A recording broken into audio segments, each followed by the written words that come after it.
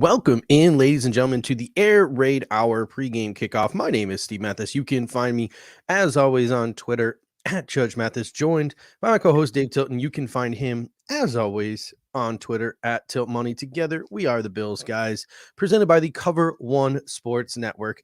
And we already got some people in the chat. Father Snowman coming in saying that's a good shout. A good weather day for us. Win first, then the Pats. We got this. So a lot of people on social media getting things kicked off last night, watching the Patriots lose to the Colts, which is fun. Saying, hey, the Buffalo Bills now again control their destiny. The Buffalo Bills win out. They are the AFC East champs, no matter what the New England Patriots do. So, Dave, what are your thoughts on the Buffalo Bills now controlling their own destiny again? And things are going to get a little trickier today because of COVID-19. They do, but let me just say this. We got to take care of business today. I mean, we cannot 100%. have another lapse like we did, let's say, against Jacksonville, right? That's the game that's going to come to mind here. Two touchdown favorites against the Jags, albeit that game was, on the road. This game's at home.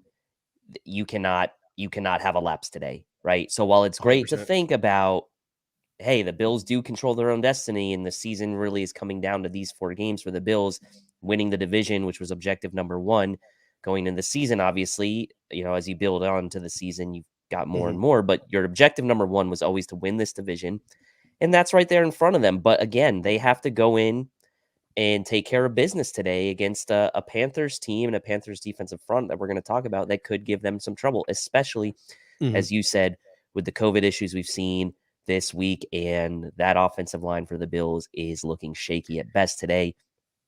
Yeah, great news that the Pats lost. I mean, that's a separate discussion too, right? Because some people probably were like, well, if the Colts lose, that's better for the Bills in case they lose. No, you still have the division in front of you. You want the Pats to lose. Yeah, let's go. The only time I would have ever cheered for or rooted on the Patriots in that game was if somebody came to me from the future and said that the Colts winning would cost the Bills a playoff chance. Like, that's the only thing that would have gotten me to root for New England last night. Just was not happening. But some game day logistics before we get started. 28 degrees, cloudy, maybe a little bit of snow right at the beginning of the game. There's like a 40% chance of snow at like noon. So there might be a little bit of snowfall, but I doubt it. Moderate but not crazy winds. So a decent weather day. The Bills inactives today: Zach Moss, Emmanuel Sanders, AJ Epinesa. 2 of those 3 are due to injuries. Obviously, no Deion Dawkins, no John Feliciano, no Tyrell Dodson because of COVID. Panthers inactives: Shi Smith, AJ Bouye, Kamal Martin, Deontay Brown, Trent Scott, and former Buffalo Bill Daryl Johnson. They will also be without Derek Brown, their stud defensive tackle, because of COVID-19. And they also have some guys on IR like Dante Jackson, the corner. So the Panthers are pretty dinged up as well, having lost 8 of their last 10 games. This is what's left of the Carolina Panthers depth chart. You've got Cam Newton and PJ Walker going to be splitting time at quarterback. Most likely it's going to be Cam Newton about 80% of the time. You got Chuba Hubbard and Amir Abdullah at running back. You got DJ Moore, Robbie Anderson, Terrence Marshall as your 3 top wide receivers. And then you got Ian Thomas and Tommy Tremble at tight end.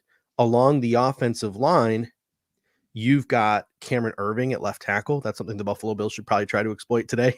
It's either going to be Brady Christensen or Michael Jordan at left guard, Pat Elflein at center, either John Miller or Dennis Daly at right guard. And then their only really good offensive lineman, Tyler Moton, at right tackle. And then on the defensive side, really good pass rushers for this Carolina Panthers team: Brian Burns, Morgan Fox, Yetur Gross-Matos, Hassan Reddick. They got some guys they can wave in there on the edge that can make life miserable for a Buffalo Bills team that is lacking Deion Dawkins. Inside on the interior, not much name recognition outside of Daquan Jones with Derek Brown out. At linebacker, obviously they got Shaq Thompson. They use Jeremy Chin there a lot, Jermaine Carter. In the secondary, outside of Jeremy Chin, they got Justin Burris at safety, Stephon Gilmore, CJ Henderson, Rashad Melvin, Keith Taylor Jr. Gilmore just came back. CJ Henderson was traded, former top 10 pick. He's been in the lineup for them because he struggled. So they're not great in the secondary and play a lot of man-to-man defense. So let's start with that Carolina Panthers defense. Scary on the edge, weak-ish in the secondary despite some name recognition. What are you expecting from the Bills offense against this Carolina Panthers defense today? I mean, if you're the Bills offense, I think it has to be, maybe not the Josh Allen running that we saw in the second half last week against Tampa, but that quick passing game that really worked well in the second half against Tampa. Those quick out routes, those routes over the middle to Beasley and Knox. I loved Mhm. some of those routes they did last week where they kind of had those delayed screens to Knox over the middle of the field, not necessarily to the outside. So I really like that. And while I expect Josh Allen to run less today, I do think there's an opportunity for Devin Singletary and Matt Breida today to get the run game going. You talked about Derek Brown being out.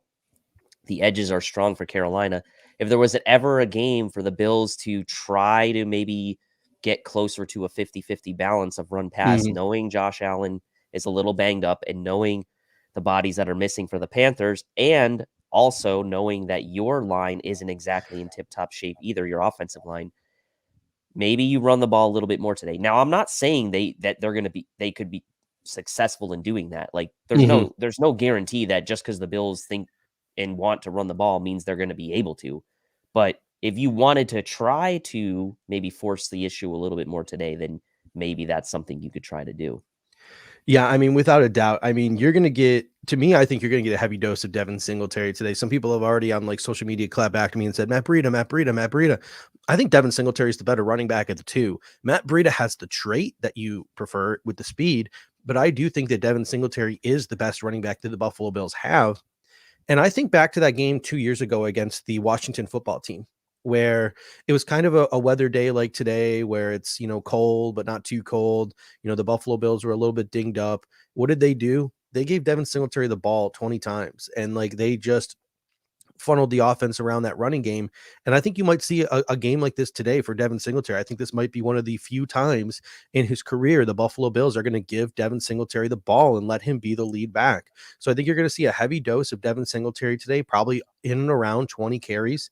They're going to look to attack the middle of that Carolina defense with Derek Brown out. I think it helps your offensive line because it sure as heck is, well, at least for most teams, maybe not for the Bills, but it is usually easier to run block than it is to pass block. And there's less of an opportunity for you as an offensive line to embarrass yourself. If you can find at least a decent modicum of success in the running game, your play action can buy Josh Allen some time for some deeper shots on a team that likes to run man-to-man defense. And I mean, regardless, I think you're going to need to see a lot of chipping from this offensive line today, or from these skill position players today, whether it's Gabriel Davis or Jake Kumaro or Dawson Knox or Tommy Sweeney or Reggie Gilliam, whoever is at left tackle. Tommy Doyle, Ryan Bates, maybe it's Spencer Brown. I mean, who knows at this point? We're going to get to that next. What did the Buffalo Bills do? I've been scrolling Twitter. Joe Biscaglia is still doing his like 10 question Q&A, and Matt Perino has been silent since the inactives, and Nate Geary isn't up in the booth doing the pregame show today. So I'm sitting there scrolling, looking to see who's warming up at each position as Richard Rush comes in and says who's going to be the left tackle, who's going to be left guard. I've been scrolling, trying to figure out what the Bills are going to do. We can prognosticate in a second, but either way, you're going to have to chip whoever's at left tackle because Brian Burns and Hassan Reddick are absolutely lethal. They are going to be running a lot of stunts, a lot of double moves, a lot of different things to confuse this offensive line. And it could be an absolute mess for the Buffalo Bills today. If they let it get out of control, they got to limit turnovers. Somebody in the comment section says, I can picture Carolina getting a defensive touchdown today.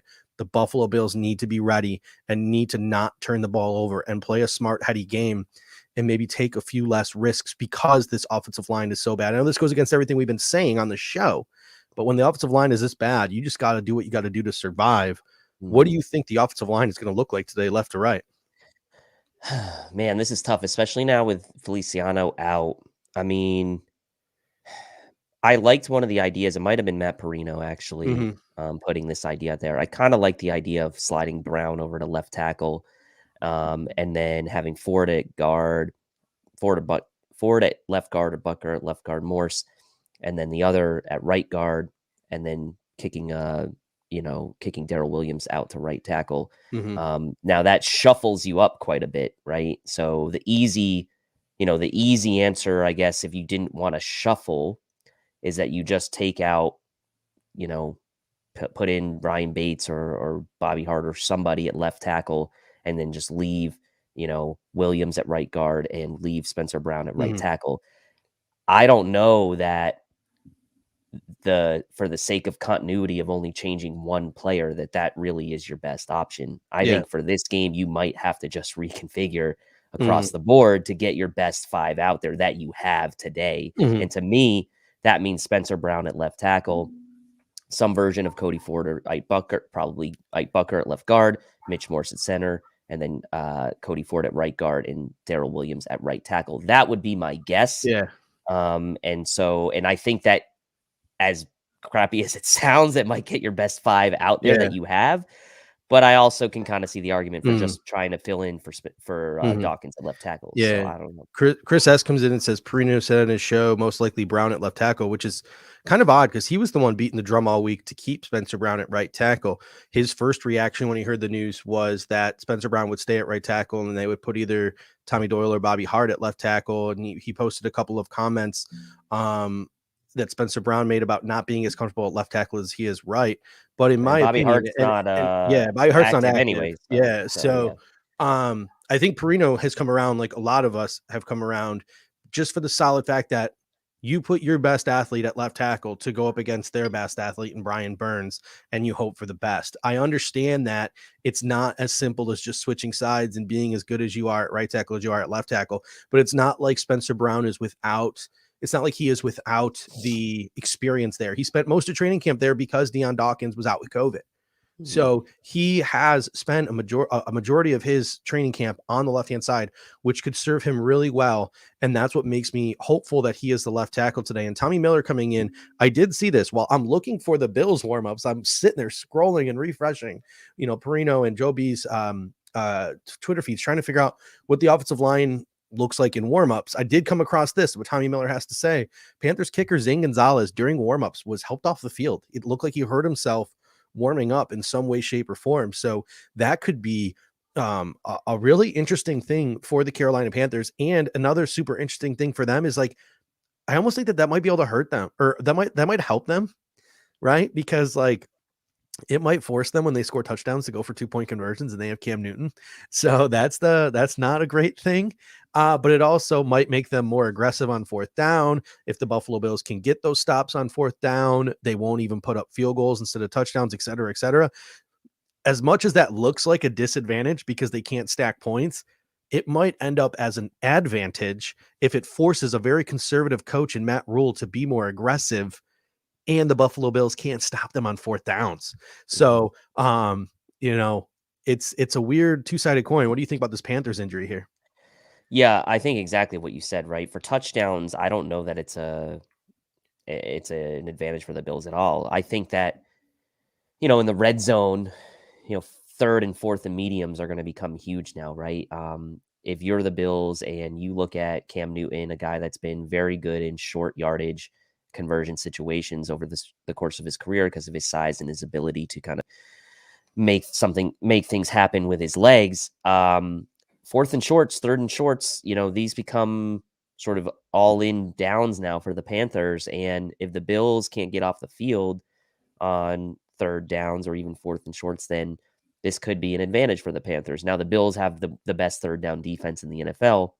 So I'm not too concerned about third downs necessarily. What I would worry about is, like, let's say the Bills have the Panthers in like 3rd and 7, 3rd and 8, and Panthers pick up a few yards. It's now these 4th and 3, 4th and 2 situations. Should the Panthers decide to get aggressive and go for it in those situations, if you're the Bills, you got to stand up and stop some of these 4th and 2, 4th and 3 plays. Mhm. The Panthers really have nothing to lose in this game. Like, there's no reason for them to just not be aggressive. They're 5 and 8. I don't think they're mathematically eliminated from the playoffs yet, but I mean, they're pretty much like a loss today and they're done. So they have to put it all on the line, and it could lead them to being more aggressive. And the Bills have to be ready to make those stops and get off the field. Yeah, it's going to be super interesting. And then I'm still scrolling, looking for the offensive line shuffle. Richard came in and had a great comment. He said Doyle gets a bad rap for not being athletic. He played hockey and can skate. Yeah, that was excuse me. That was the reason why he was a 5th round pick. And that's the reason why the Buffalo Bills didn't cut him. They're afraid that a guy who has the athletic profile that a Tommy Doyle does is not going to make it to their practice squad. That's why he's been sitting on the back end of our roster all year, practically inactive, minus like the one snap he got to play in that Jets game. But that one snap he got to play in that Jets game shows that he's just not transitioning from the MAC to the NFL like a guy like Spencer Brown is from FCS to the NFL. And it's going to take time for a guy like Tommy Doyle to be ready. So to me, it would be really not great if he is the one who sees the football field today. Again, I would prefer to see Brown at right tackle or Brown at left tackle, Darrell Williams at right tackle. You've got your experience there. You've got your most athletic player there going up against Brian Burns. Could Ryan Bates play left tackle today? Could you see a situation where Ryan Bates is the left tackle today?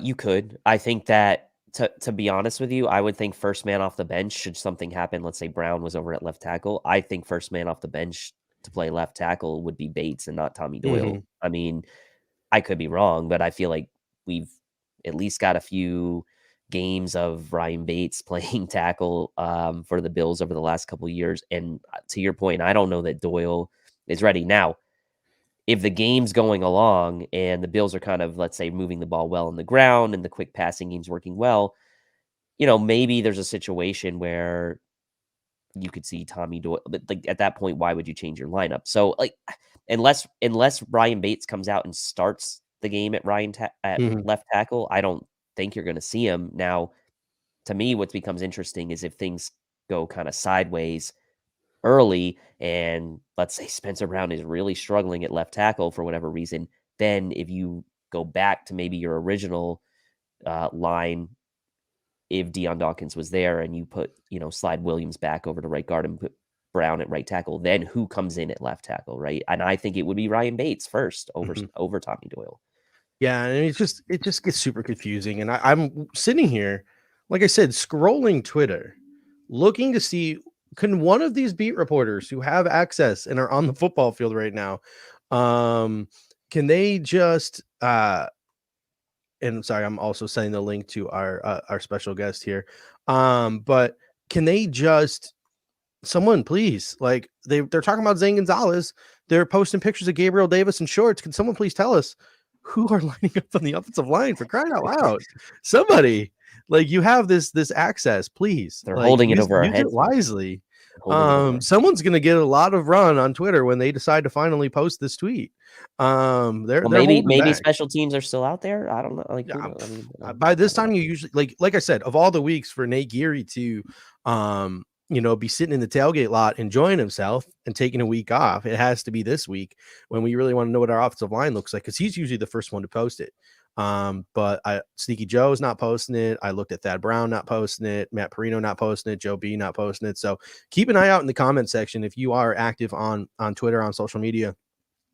Keep scrolling through and hopefully let us know in the comment section if somebody reports what the offensive line looks like left to right. But a couple other offensive notes before we move on to the defense. Could Marquez Stevenson maybe get some more offensive reps today with a guy like Emmanuel Sanders out? Yeah, I mean, he could. I also think that this could be a week where they maybe give him more of a chance or more freedom to return some kicks in the sense that, like, maybe catches a few in the end zone and they let him be a little more aggressive in bringing him out. But yeah, I mean, you could. And I think this is another way to kind of protect Josh Allen and kind of mask some of the offensive line deficiencies, right? Get some of that pre-snap motion, those jet motions, get Stevenson involved in the offense a little bit more. Those, little pitch passes that we've seen them use with McKenzie in the past. But everything comes down to protecting Josh Allen, I think, in this game, whether that's through quick passing, these pitch passes, jet motion type stuff, running game.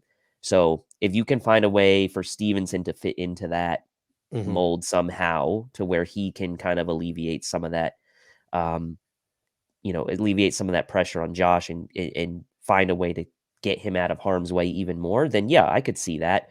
The Bills are 10.5-point favorites in this game, right? So in theory, you should be able to be, I think, a little more experimental and a little bit more creative maybe in some of your plays, see what works, see what doesn't. But again, that's all dependent on them kind of getting up and doing what they're supposed to do. And that never happened against teams like Jacksonville. So Yeah. that will depend, I think, on how things go early. Mm-hmm. Looking at this Panthers defense too, obviously we've mentioned Brian Burns and Hassan Reddick on the edge. I think you're going to see a lot of things like stunts. They're going to try to confuse the Bills tackles, the Bills guards, test their communication skills.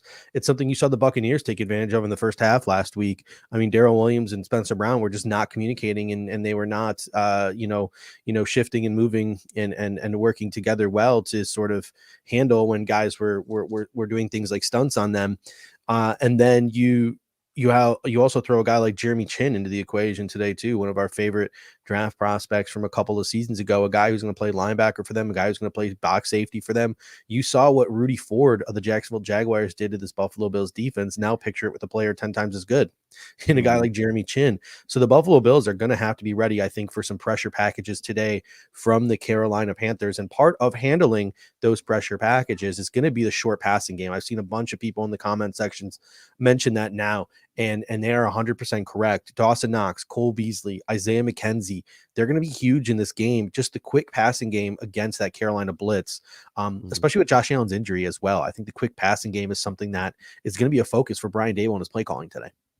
It has to be, right? Because what you really need is you need Josh Allen to play this game, obviously, because you need to win, and he gives you your best chance to win. He practiced in full on Friday. He's got no injury designation, but we know really he's probably not 100%. We're not going to see him probably run as much as he did against Tampa. I mean, that was like an all-out effort to try to come back and help us win that game. I hope you don't need that today out of Josh Allen, and what you can do is put him in advantageous situations, quick passing and running game, to where he is then as close to 100% as he can be for that following game against the Pats. So I'm with you, that quick passing game. And honestly, they have a nice, they're coming off, although it was a loss, they're coming off some nice momentum with that quick passing game against Tampa Bay in that second half.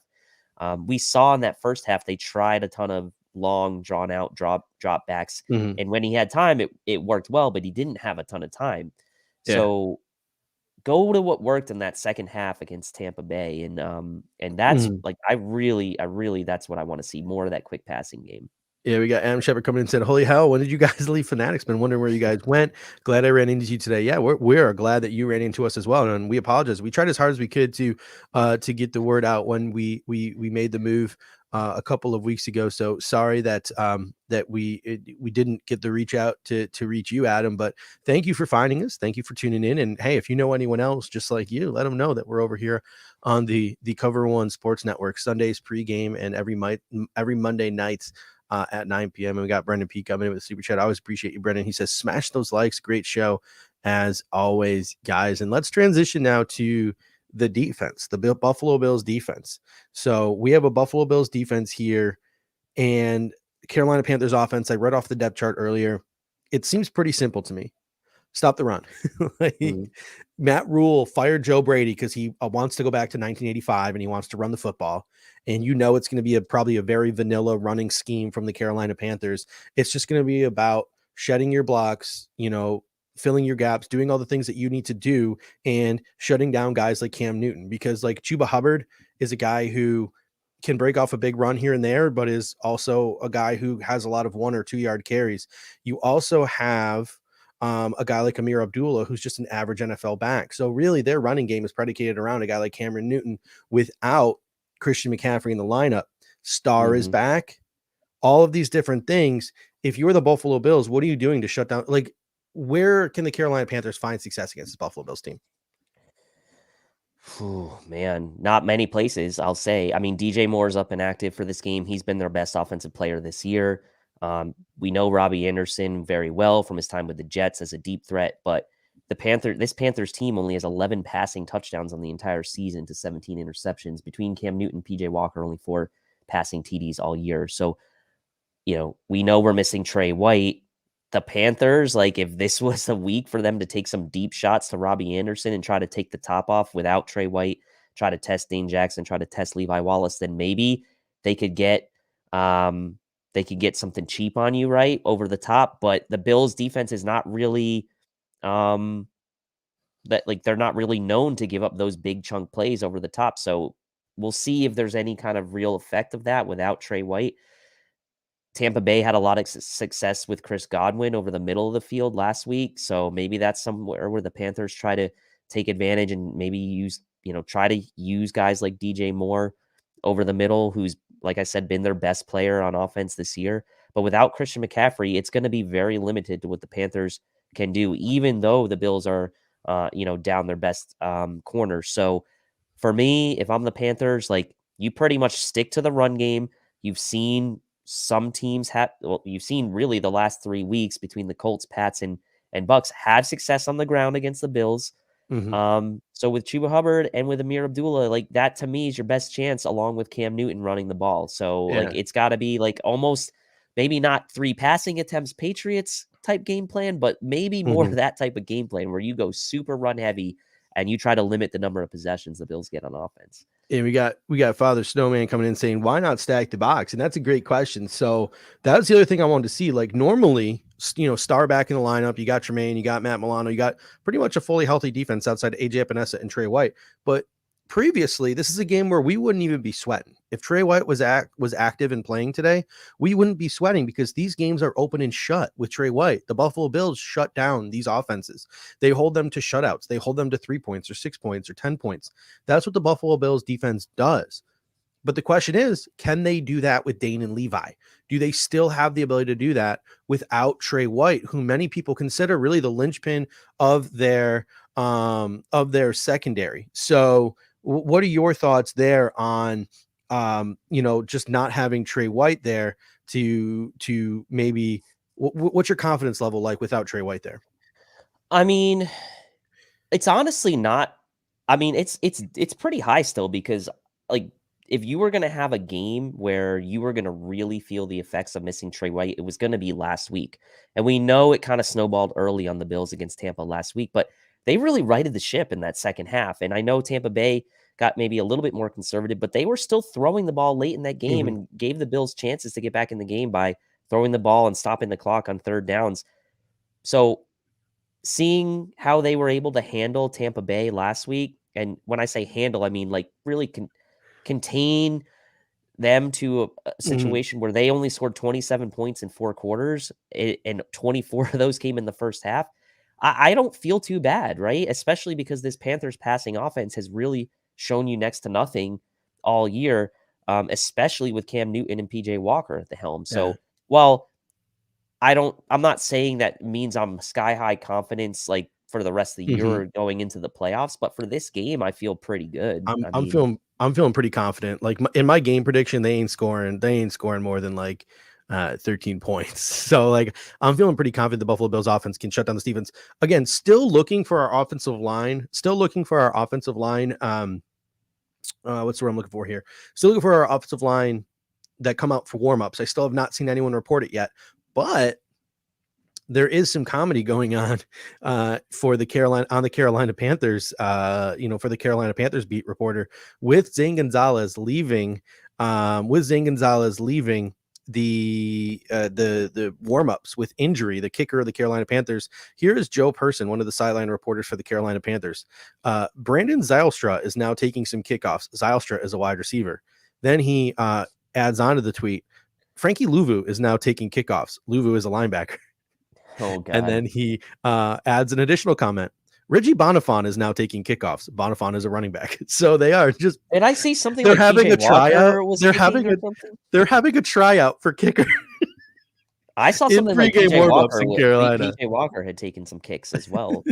Maybe not today, but hey, as practice. They are legitimately having tryouts for kicker on the sidelines, and that is a perfect time if he gives us the thumbs up here to bring on our special guest for this afternoon. So, Anthony, give us a thumb. Was that a thumbs up or was that a 1 second? That was a thumbs up. All right, that was a thumbs up. All right. So we have disguise coverage and the Cover One post game's own Anthony Prohaska joining us for today's pregame kickoff here as we count down the final minutes here, the ticking down to the last hour to the Buffalo Bills kickoff against the Carolina Panthers. How you doing today, Anthony? I'm good, but I'm also like really nervous because I don't know what to expect from the Bills anymore. And it's early and fantasy playoffs have started today, and I'm stressed for that. There's just a lot going on. But I'm I here, and you guys are sweet. And Mathis, you and I kind of go way back a little bit, Oh even yeah. before my time at Cover One. So I'm pumped to be here, even though I'm Yeah, nervous and no, also I'm excited. nauseous. I apologize that I can't be on camera. I mean, I could turn the camera on for a second, but nobody wants to see. I appreciate you. Nobody wants to see. Nobody wants to see me, my house in its moving stages. So I didn't even do my hair. So my hair is pretty bad. I'm gonna turn the camera on just to show how bad my hair is right now. Oh Yeah, man, it's you not are great. rocking that mop up top. I like it. But yeah, it's awesome to have you on here. What are your thoughts on this pregame kicker trial there at the Carolina Panthers? Dude, so I was hearing you guys talking about it, and I was pulling up different stuff and tweeting out things and also looking at fantasy stuff. And then like I was scrolling on Twitter and I saw like what happened to Zane Gonzalez, and I kept scrolling. I was like, wait. And then I went back, and then yeah, it's like a wild scenario. That's just like when you're snake bit as a team, like that's such a huge thing. Just some random utility special teams guy who goes down at the last minute that like you don't have a backup plan for. There's no contingency plan of like substance for your kicker to go down in pregame warmups. Like this, I feel like this is a sign that things are not going to go well for Carolina today, and I'm hopeful that the Bills can ride that momentum into a victory. But there's part of me that's in the back of my mind that's going to be like, what if the Bills lose this game? And then the story's like, well, the Panthers didn't even have a kicker and they had to go for 2 nonstop and the Bills still lost. So I'm all over the place. So here's my biggest concern, right? Matt Rule, for people who think Sean McDermott is a conservative head coach, you should be thankful you're not a Carolina Panthers fan, because Matt Rule fired Joe Brady because he wants to turn the offense back to 1996 and he wants to run the football a ton. So you look at this Carolina Panthers team, they no longer have the option to kick field goals.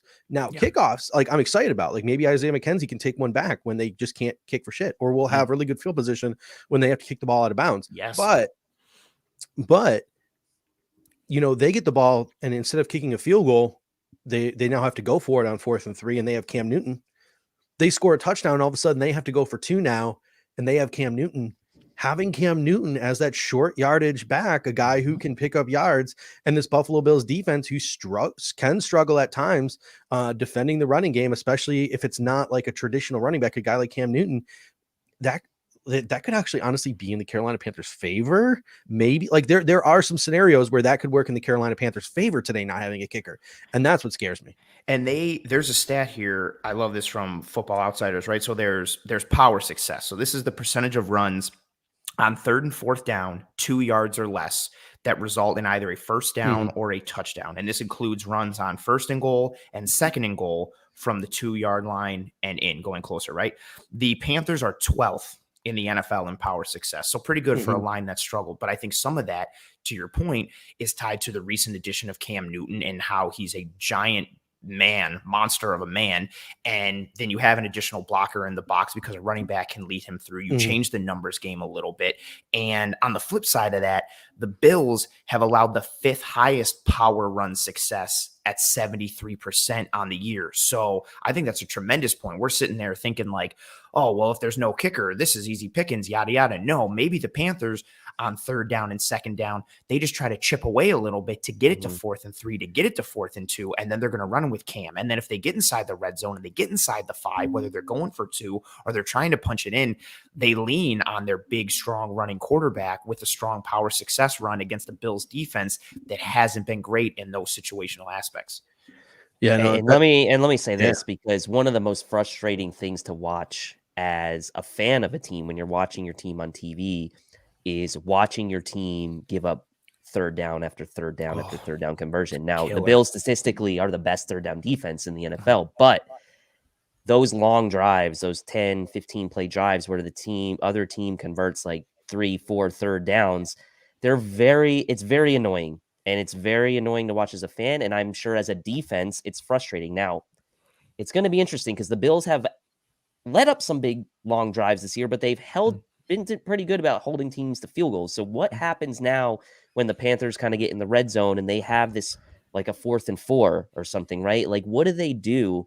And converting on those is almost to another level of frustration than allowing a third down. Allowing fourth downs and multiple fourth downs can be even more frustrating. So that's one thing I don't want to snowball against the Bills if the Panthers somehow find a way to really do a good job on converting on those third and fourth and like medium to shorts.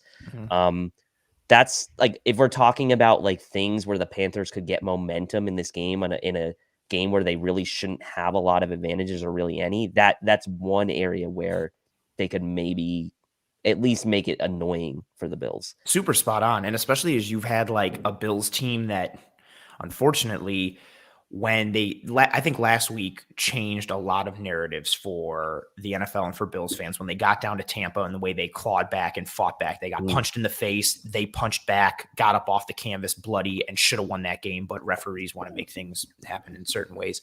But that's neither here nor there. But previously, the Bills have been a team that, like, when they go down early, it's been like, oh, here we go again. Yeah. Like, oh no, dude. And those third downs, those suck your soul out. Like when you are constantly giving up third down conversions, and especially if they're short yardage or on fourth down, they're short yardage, you start to get that in the back of your mind of like, dude, here we go again. And my God, we should have had that. Like, it's a super big mental piece on the field. Yeah, that's an awesome thing to consider. And it goes the other way too on offense, right? It's like one of those where you get in this mindset of like, man, it feels like so easy for the other team to convert on third down and we can't even get a first down. And that's how it felt in the first half last week. And you're like, can we just get a first down? We just want one.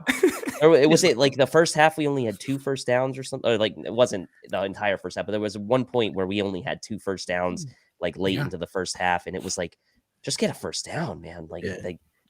Anything.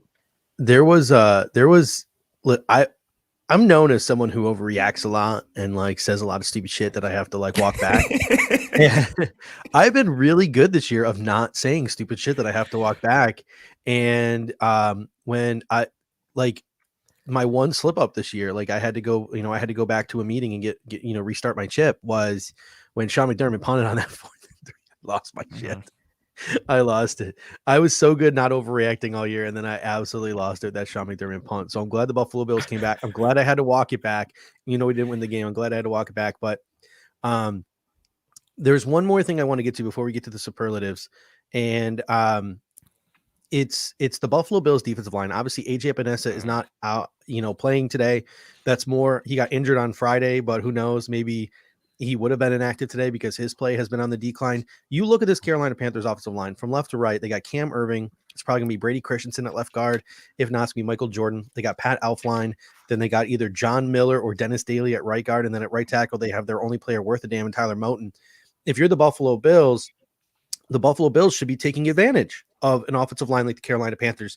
But I'm sitting here and I'm in fear that this is a game where the Carolina Panthers offensive line won't puke all over themselves, because I don't know if the Buffalo Bills are going to throw anything at them that will attempt to confuse them.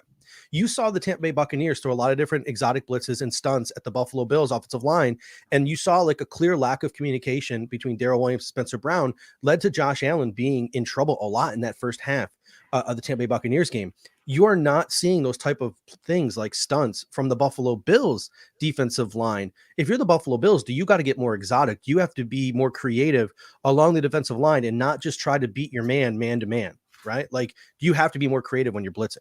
I think so, for sure. You mentioned that Carolina line. They're 28th in pass blocking efficiency. They are 28th in stuff percentage. So that's the percentage of runs where running backs are tackled at or behind the line of scrimmage. They have struggled with communication this year, much in the way that, I forgot. I think Shaq Barrett was the one who got the sack when the Bucs ran that simple stunt, spike inside. Barrett just looped. Spencer Brown and Darrell Williams don't communicate. Shaq Barrett comes free. That's happened to Carolina nonstop this year. And I would love that with the Bills defensive line. And I just fear that we're not going to even try it. Yeah, we're not even going to do it. We're just be like, well, Jerry Hughes can beat Cam Irving man to man. That's what he should be doing. Like, we don't need to do anything exotic. We don't need stunts. And I feel like that would be a mistake. Yeah, you when you have a unit that is struggling with even the simplest of things, like if they're struggling to communicate on a basic stunt, like not even something crazy where the defensive tackle is just going into a gap and the defensive end is looping and he's coming in free, you have to adjust. And not that it's the easiest thing, but that's like a basic level thing. And if you can't do that, that's blood in the water and you got to attack. I would love for the Bills to get some sort of creativity aspect to their game up front and really take it to Carolina's offensive line and not allow them to get anything. Speaking of offensive line, here is your Buffalo Bills offensive line from left to right today, at least per warmups. Spencer Brown, left tackle. Ike Bucker, left guard. Mitch Morse, center. Cody Ford, right guard. Darrell Williams, right tackle. So the Buffalo Bills may be in some trouble. And honestly, I'm just thankful that Derek Brown is not playing in this football game. That's something that we mentioned when we were talking about what the Bills offense need to do. And let's get into it now. And let's get into our pregame superlatives. And the name Derek Brown is probably going to come up. The Bills offensive line is going to come up here as we do the superlatives. And let's start with the Take Me Higher player of the game. Obviously, anyone who saw the show last week knows that we are no longer allowed to play Creed. Scott Stapp decided he was gonna hit us with the old C&D.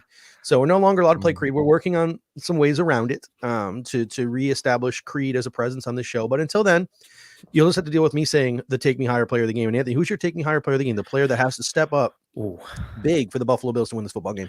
So initially, I was a little torn here, and it's trench related with who I was torn between. So initially, my thought was my Take Me Higher player, anyone on the defensive line other than Ed Oliver, and even Jerry Hughes and Mario Addison, because they made some plays at times. Just anyone on the defensive line to step up and make a play. But now with this news, which I kind of anticipated, for me, it's going to be Spencer Brown.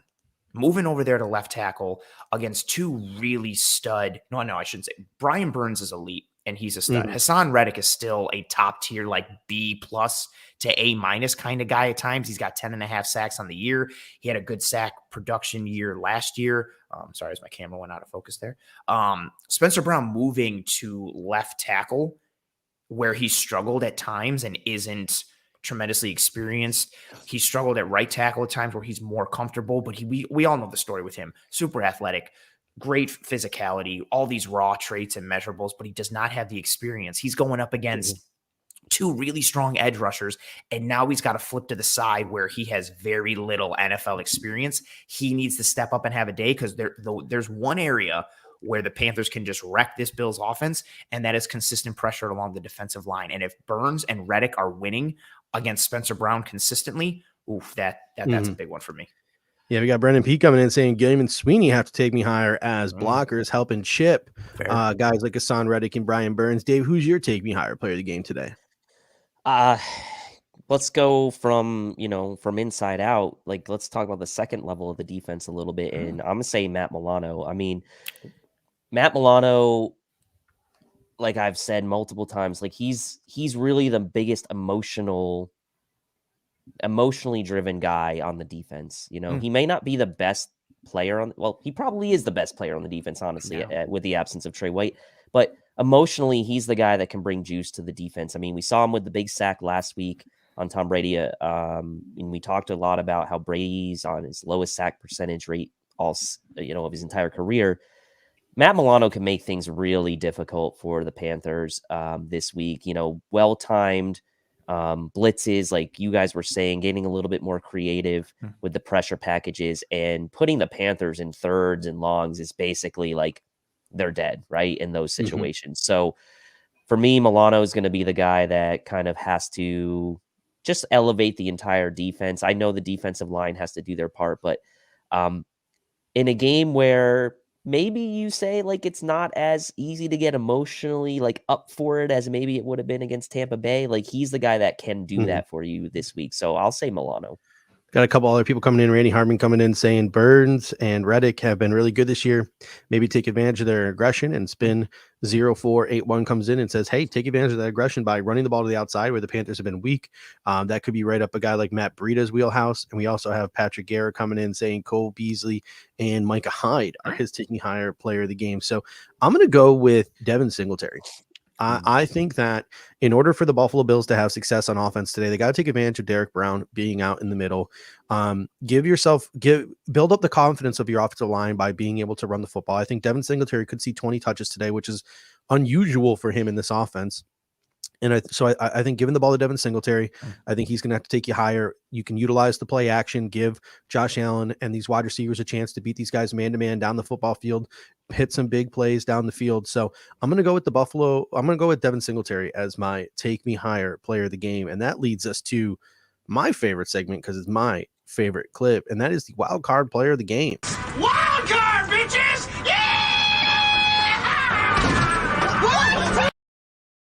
You never have to worry about the It's Always Sunny crew, C&D and you. Like they have a sense of humor. They will never cease and desist you. Like I will never not laugh at that clip. It's just so stupid. He just jumps out of the thing. So who's your wild card player of the game? It's sort of maybe an under the radar player who could surprise us and have a big game today. Oh, you know what's funny is I'm going to take your answer from Take Me Higher, Steve, and I'm going to go with someone in the backfield. It's not going to be Zach Moss because he's inactive. Taiwan Jones? Could be, yeah. Let's fire up Taiwan Jones, get him in the backfield. Let's put Singletary at gunner, flip rolls, and just that would be truly wild card. Wild card, right? That would be super wild card. Sean McDermott just saw that episode of Sunny, and he's like, "I like it. This is what we're doing." And everybody in the coaches meeting is just like, "What's all this wild card stuff? What is he talking about? Who's Charlie?" I'm gonna go with Devin Singletary and or Matt Breida. I think the running game collectively could surprise. I think you nailed it on the head. The Bills have to run against this Carolina defense. We cannot just sit back and allow their edge rushers and their defensive line to just tee off, especially with Deion Dawkins being out now and trying to mitigate some of the deficiencies we have up front. In order to do that, keep a defense off balance, run the ball a little. And I think with what we started to see last week against Tampa, it's something that we've seen throughout the year, but there's just been smatterings of it. The Bills run these pin and pulls and allow Mitch Morse and Spencer Brown to get out in space. And it's worked, whether it's a run with Josh Allen, whether it's been a run with Matt Breida. The touchdown against the Jets on the toss right to Breida was a pin and pull. We saw Singletary bust a big run off against Tampa with that. Leaning on some of those plays, one, I think it's a way to take advantage of the athleticism you have on your offensive line for the Bills. But two, it's a way to kind of take advantage of that aggression of Burns and Reddick, run right at them, get physical with them, wear them down. And as a result, I think everybody continues to come into these games, especially after what Josh Allen did last week. And it's like Josh Allen. But I think that real wild card in terms of a player who could surprise, I think we'd be sitting here looking at a really, really strong game from Devin Singletary and or Matt Breida, because I think the Bills, despite the fact that Carolina really likes to go single high safety and have Jeremy Chin play around the line of scrimmage, I think the Bills could have a successful day on the ground. We got Brendan P coming in saying, I think Stevenson could have a huge kickoff return. And then someone else, Mr. Diggs comes in, says the return of Little Dirty. So either Isaiah McKenzie or Marcus Stevenson could pop a big play today. And then I like this one else from Bills Mafia Man 55, Dane Jackson. Could have himself a big day. Like one of these cornerbacks could see themselves picking off a pass or forcing a turnover. So that will be super interesting. Dave, who is your wild card player of the game? Yeah, my wild card player is going to kind of lead into my hot take later, but with Sanders out, I mean, to me, Gabriel Davis is the wild card player today. And the reason I say that is because we saw some of the big plays he made last week. You look at just the box score and you're like, oh, okay, it was like a pretty good game. But then you realize some of the important plays he had. Although the Bills ended up only settling for a field goal on that early drive against Tampa, like he had a couple key catches down the sideline there. He obviously made the huge 4th down play to keep the Bills drive going late in that one. And without Sanders, I think Gabriel Davis can really reinsert himself back into this offense. I think in the red zone, he got the touchdown against Tampa last week down there to get the Bills within 3. And while a lot of attention kind of rightfully goes to Diggs and Beasley and even to Knox, without Sanders in the lineup, I think Gabriel Davis has a chance to shine today, and it will lead into my hot take later. We got Lone Wolf coming in saying Tyler Bass was 6 field goals. So that would be I'll take it. I have Bass on my fantasy team for this week. I will take the field goals. That's 18 points. 18 points might be good enough for the Buffalo Bills to win this football game today. Like the Buffalo Bills might try to win this football game, like it's 2009, like it's 2019, like they did when it was John Brown, Cole Beasley, Josh Allen. Like that might be the way they try to win this football game today.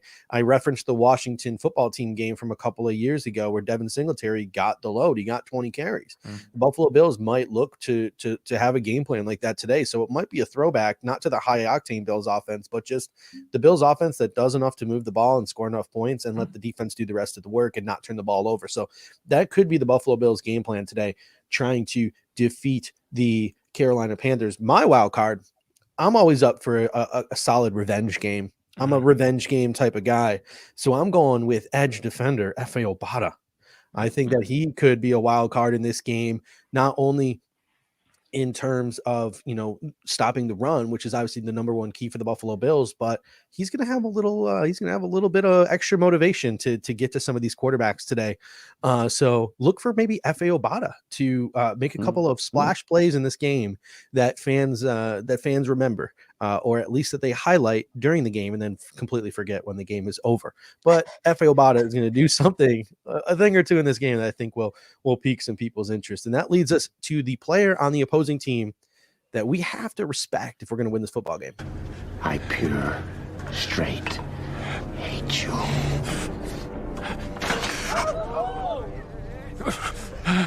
But God damn it, do I respect you.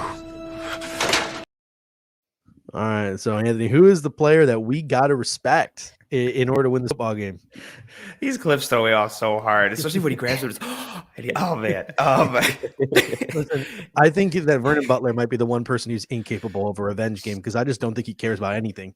I kept trying to really be like, well, maybe Vernon Butler could do well this year. I'm far gone off of that now. Yeah, I got no hope for him. The respect you player is tough, and I didn't want to go too much with my heart here, right? Because Burns and Reddick are both fantastic, and Burns is even having kind of like a down year with only 8 sacks, and he's 25th amongst all edge rushers and pressures. Like, that's a down year, a guy who's still in the top 25. And Reddick is solid on the other side. But my guy, Jeremy Chin, I put a clip out of him yesterday, Steve. I think you retweeted it.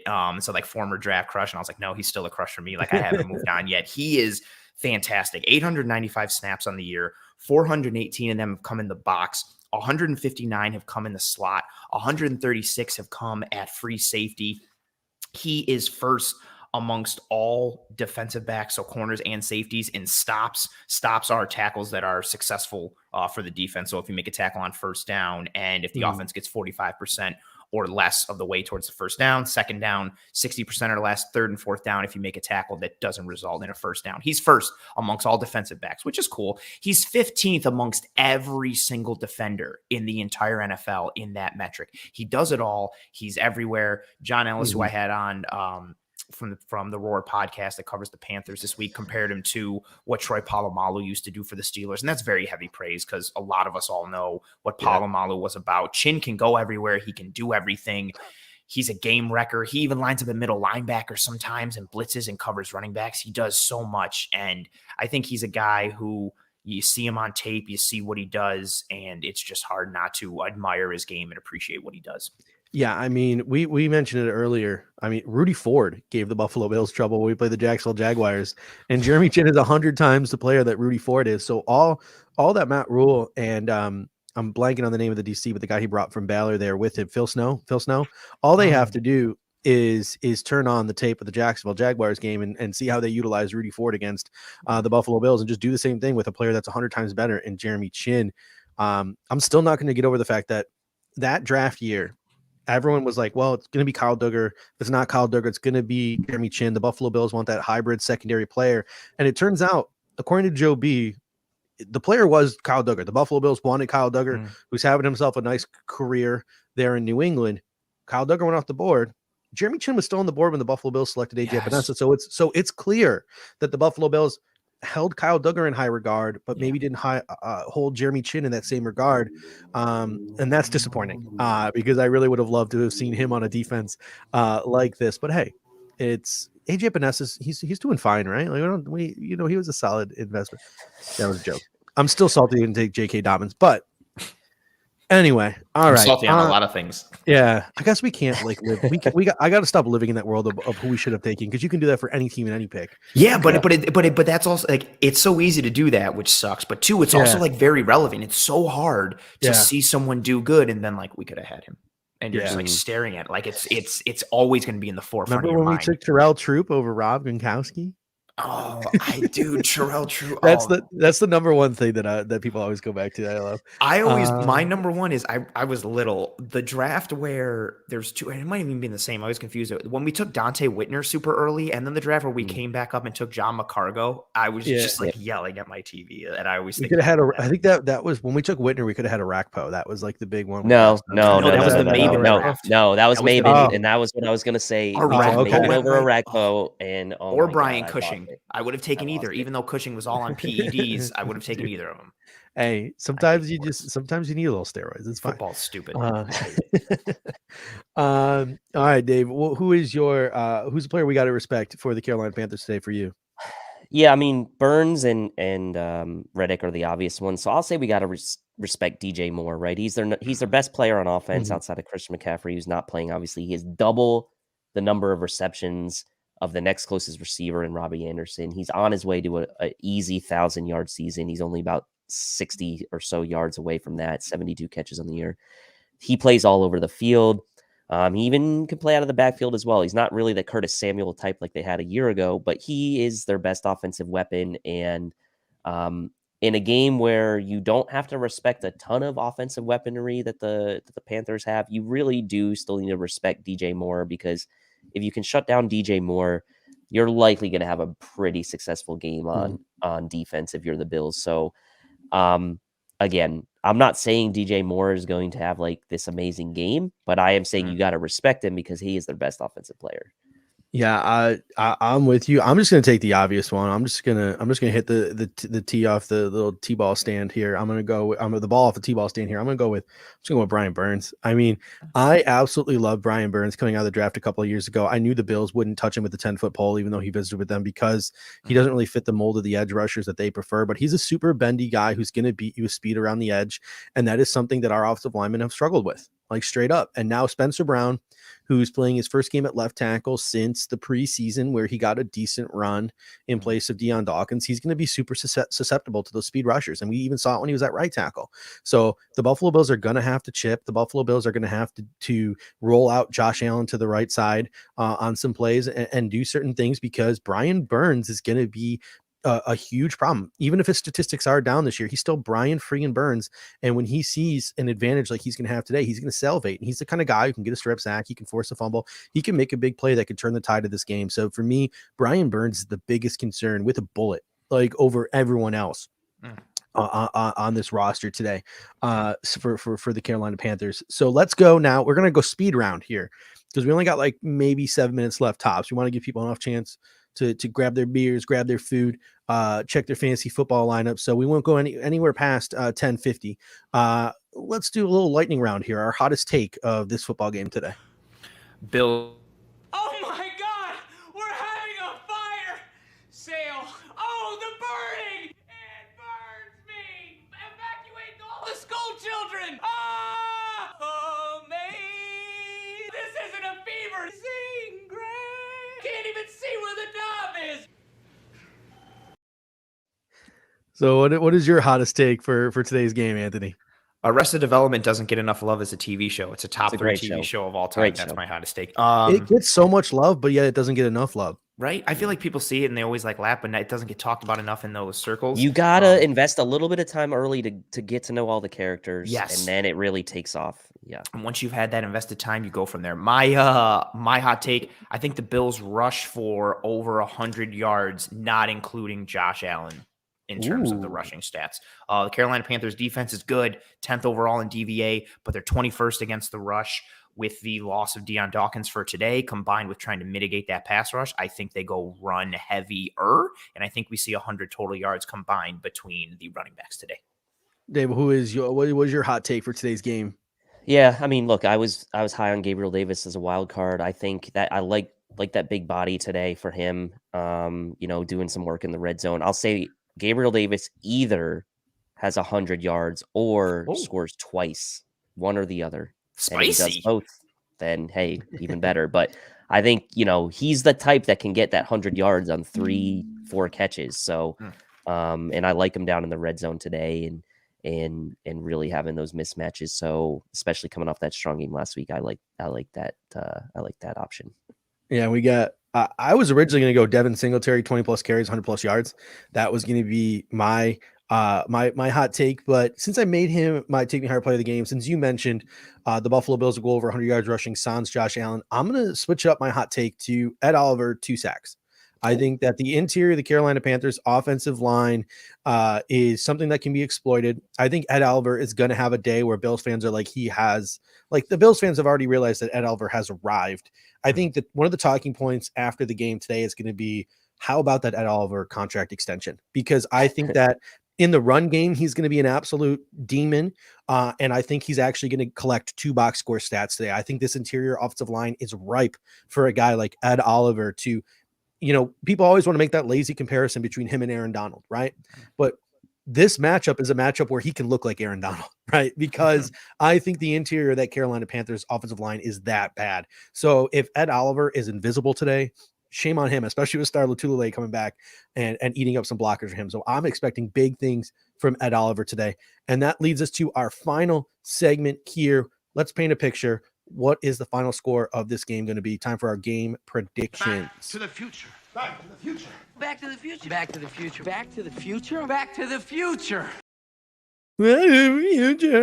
All right. So Anthony, what is your paint a picture for us? What is your game prediction for today? What's this game going to look like? I hate doing this because I'm not superstitious, but I am a little stitious, and I'm always afraid that I'm going to pick something and it's going to come back to bite us. But I think the Bills run the ball to a decent degree of success, obviously with the hot take aspect. And I think the Bills load the box and make Cam Newton have to beat them. I think this game is closer than we potentially think it may be, whether it's more defensive minded as Lone Wolf put there. Maybe it's 18-10, or maybe Carolina scores a little more than we think. My final score prediction, I think this game is 23-13 Bills. I think we see a tougher fight than we anticipate, because Carolina is deficient in several areas, but they're also like really good in several areas.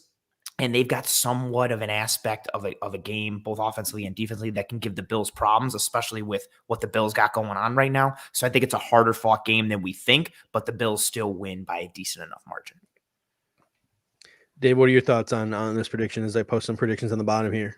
Yeah, I mean, as you can see on the bottom right corner of the screen there, the Bills are 10.5-point favorites, and it would be hard pressed for me to really go past that number in this game, just because of the deficiencies the Bills are going to have on the offensive line today. Now, that doesn't mean they can't move the ball and still score a decent number of points with the quick passing game and the running game, but I do think that the clock's going to be moving maybe a bit more in this game. There's going to be fewer possessions. It's going to be a lot of running on both sides. So unlike last week where you saw a ton of possessions for the Bills and Tampa each, I don't know that you're going to see as many possessions for each team in this game. And therefore, I think the scoring will be a little bit lower. So I do think the Bills will win, and I do think they'll win by right around, that 7 to 10 point range. So give me Bills 27, Panthers. No, give me Bills 24, Panthers 14. Yeah. Well, listen, you guys are super close to where I am. You had 24-13. Anthony, you had 23-13. My prediction is 23-13. We should all frost our tips because I only picked 14 because I don't think now. they're kicking field goals. I don't think they're kicking field goals. Although maybe I should have said like 24-16 because they're just going to go for 2 both times they score. So that's fair. I feel like when I said we should all frost our tips because we're in sync right now, went a little under the radar there. So I'm going to say it again. But yeah, I'm going with Bills 23, Panthers 13. I think the Buffalo Bills probably get in the end zone twice, but then kick a ton of field goals. And I just have a ton of confidence in this defense. Trey Wade or not, you look at this Carolina Panthers offense, like how are they going to beat you? Cam Newton is washed. PJ Walker can't handle the speed of the NFL. You have Chuba Hubbard and Amir Abdullah at running back. I mean, that offensive line, being in the state that offensive line is, if this defense lets them score 20 plus points, shame on them. I mean, come on. I mean, if you're the Buffalo Bills defense and you understand the fact now after what happened last night, that if you win out, you are the AFC East division champs for 2 years in a row. you have to show up today. You have to show out today. There's no excuse for the Carolina Panthers offense to work the ball down the field and to score on you, especially when they don't have a kicker.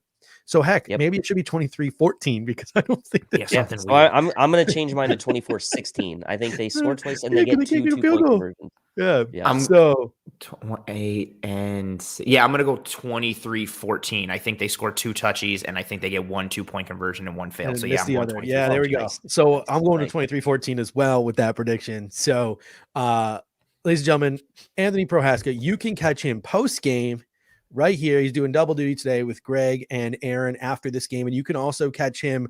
I don't know. Are you still doing the film room with Eric now that he's out of town, or is that more of just an Eric thing for the next couple of weeks? We're all over the place trying to get so Eric is completely unavailable during like regular hours. He's like a vampire. So we're trying to sync things up, and we might get together and do pre-recorded together. This past week, because it was his first week there, was all over the place. So that is literally a like to be announced weekly, every single day. Like we fluctuate and go back and forth. So follow Cover One on all the social medias, so you know exactly when to find the film room. But you can always catch Anthony at 7 p.m. Eastern time, disguised coverage Wednesdays.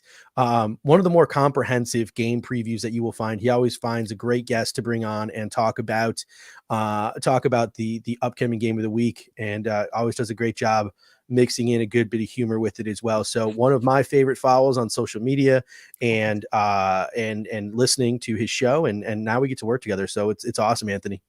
I appreciate the kind words, man, and sincerely, and thank you guys for having me on. This was a blast. I'm really nervous for this game still, and it's nice to bring this a little full circle. As not to give too much of a peek behind the curtain, but when I was going out there solo and before I joined Cover One, Steve, you and I had a decent bit of interaction, and we did some work together for some things. So it's nice that we're under the same umbrella now, a little more on the forefront, and get to do things like this. So thanks for having me on. Thanks for the kind words. And I'm still super nervous, and I think I'm going to go throw up before this game happens. All right. Well, we give you just enough time. You got 9 minutes to go throw up. And ladies and gentlemen, until next time, go Bills. Go Bills.